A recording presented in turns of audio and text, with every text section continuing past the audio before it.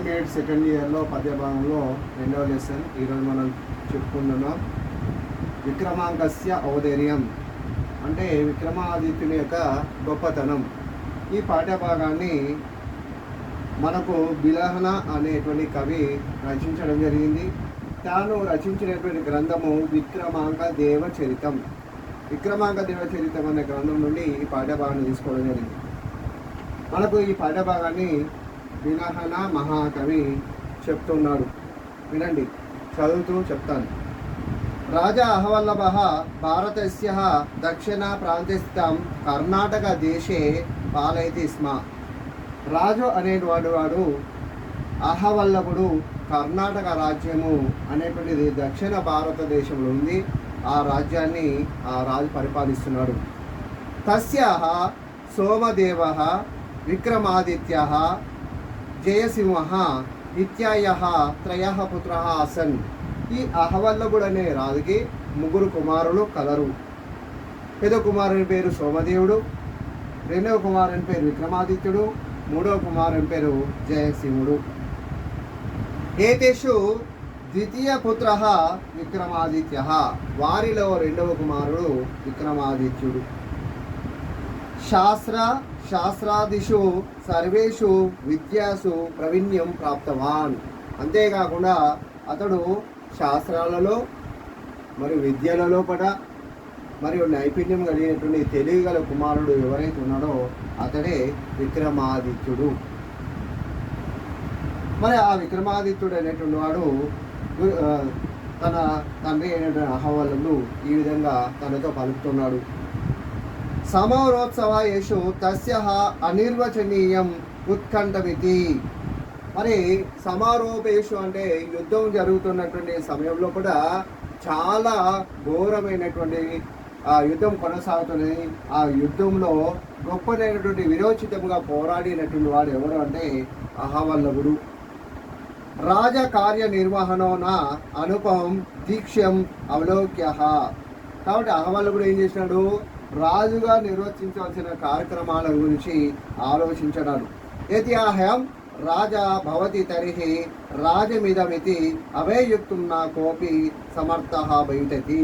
మరి ఈ యొక్క కర్ణాటక రాజ్యాన్ని తన తర్వాత ఈ రాజ్యాన్ని పరిపాలించేటువంటి అర్హత ఎవరికి ఉన్నది అని చెప్పి ఈ అహవల్లభుడు అనేటువంటి రాజు ఆలోచన చేయడం జరిగింది.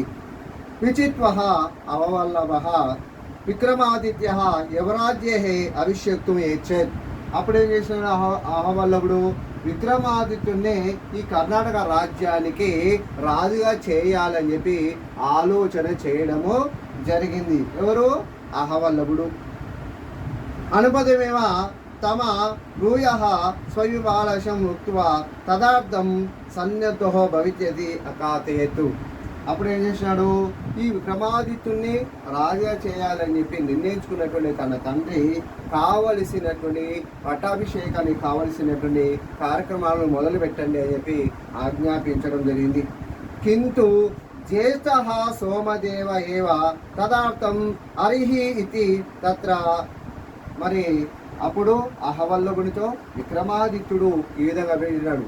నాన్న, పెద్ద కుమారుడు అయినటువంటి సోమదేవుడు ఉన్నాడు కాబట్టి ఆ సోమదేవుని ఈ కర్ణాటక రాజ్యానికి రాజుగా చేస్తే బాగుంటుంది అని చెప్పి విక్రమాదిత్యుడు తన తండ్రి గారితో ఈ విధంగా పలకడం జరిగింది. మమధికారో నా స్థితి ఆవజత్. కాబట్టి ఈ కర్ణాటక రాజ్యానికి నేను రాజు కావడం అనేటువంటిది సరి అయినటువంటిది కాదు నాన్న అని చెప్పి విక్రమాదిత్యుడు తెలియజేయడం జరిగింది.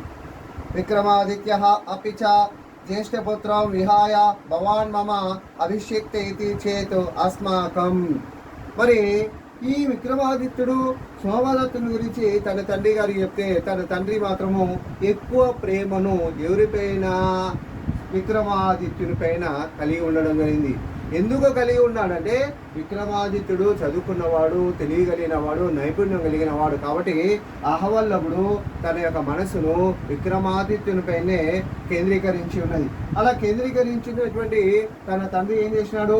సోమదేవుణ్ణి రాజుగా చేయమంటే నేను చేయను, నాకు నిన్ను రాజుగా చేయాలని చెప్పి నిన్ను రాజుగా చేయాలని ఇష్టం ఉన్నది అని చెప్పి అహవల్లభుడు విక్రమాదిత్యుని పలకడం జరిగింది.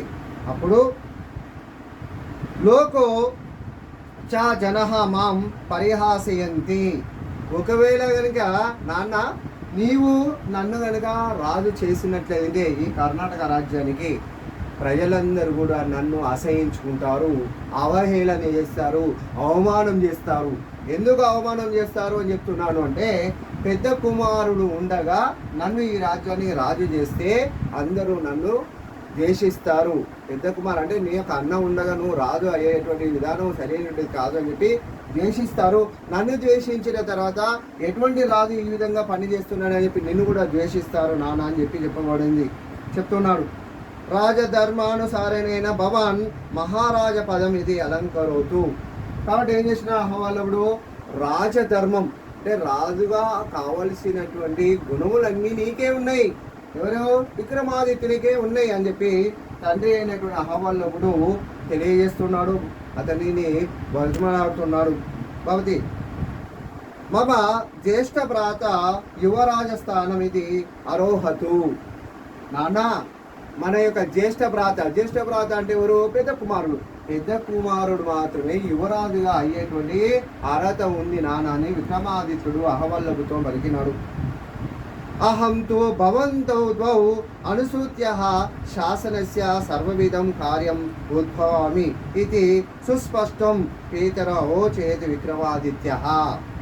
మీరిద్దరు నాకు ముఖ్యమైనవరే, కానీ పరిపాలించేటువంటి విధానంలో అన్ని శక్తులు కలిగినటువంటి వాడు ఎవరివి?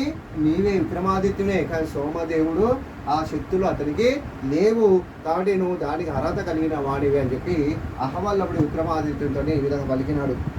తస్య వచనం శ్రుత్వా రాజ అహవల్లభః అత్యంతం ఆశ్చర్యం ప్రాప్తవాన్. కానీ విక్రమాదిత్యుడు చెప్పినటువంటి మాటలు విని అహవల్లభుడు ఆశ్చర్యానికి లోని కావడం జరిగింది. నేనేమని చెప్తున్నాను, ఈ కర్ణాటక రాజ్యానికి నువ్వు రాజైతే బాగుంటావు నా తర్వాత అని నేను చెప్తే నువ్వేమని చెప్తున్నావు? నీ యొక్క పెద్ద కుమారుడైనటువంటి సోమదేవుడు ఉన్నాడు కాబట్టి అతన్ని రాజుగా చేయమని చెప్తున్నావు. నాకు ఆశ్చర్యం అనిపిస్తున్నది ఏంటి అని చెప్పి అహవల్లభుడు పలకడం జరిగింది తన కుమారుడైనటువంటి విక్రమాదిత్యుడు.